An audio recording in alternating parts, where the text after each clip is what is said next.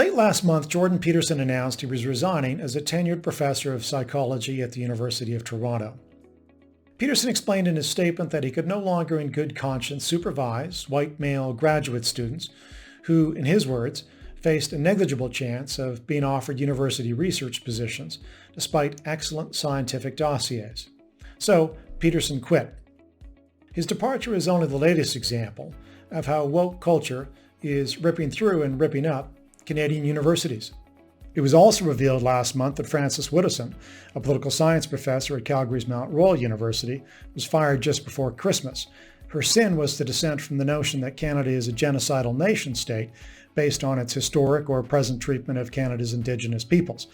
Widdowson, who has spent a significant amount of time in Canada's Arctic working with Native peoples in her career, has opposed such a radical reinterpretation of Canada's history.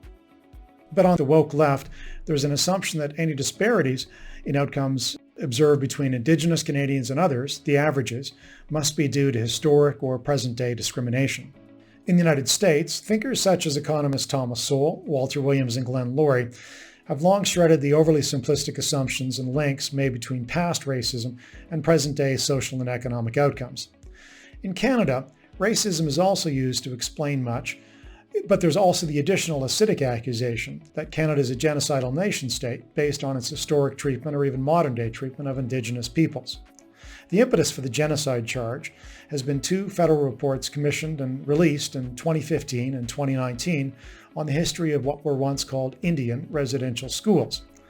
But it was clear from the start that the commissioners, the authors, meant to blame residential schools for any disparities or most disparities observed between Indigenous Canadians on average and other Canadians. No reasonable person disputes the reality of intermittent attempts to suppress Indigenous culture in some of these schools, or of the evils of the sexual and physical abuse that took place in some of these schools as well. But abuse, awful and evil as it was, and attempts in the 19th and 20th centuries to forcibly integrate Indigenous Canadians, these are still not akin to genocide. No one should downplay the abuse that did occur. A salient fact, though, is that many First Nations reserves are remote, in rural areas, far from educational and economic opportunities, and today's poor outcomes on average have much more to do with the structure on reserves, the lack of private property, or the governance model, which more closely resembles a Cuban model under Fidel Castro than modern Canadian cities and towns. When Widdowson rejected the claim of Canada as a genocidal nation-state, it was enough for some students and some staff who objected to her position to get her fired. It's significant that this took place in Calgary, the heartbeat of ideological and political conservatism in Canada for decades.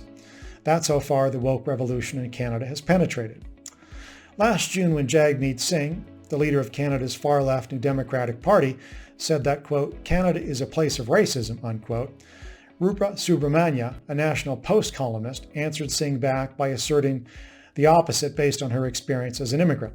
She said, Canada is one of the most tolerant places on earth, unquote. In fact, it seems it's only the woke radicals that are intolerant these days, and Widdowson and Peterson are only the latest academic casualties in Canada of this woke mania. It's unfortunate, but they may not be the last.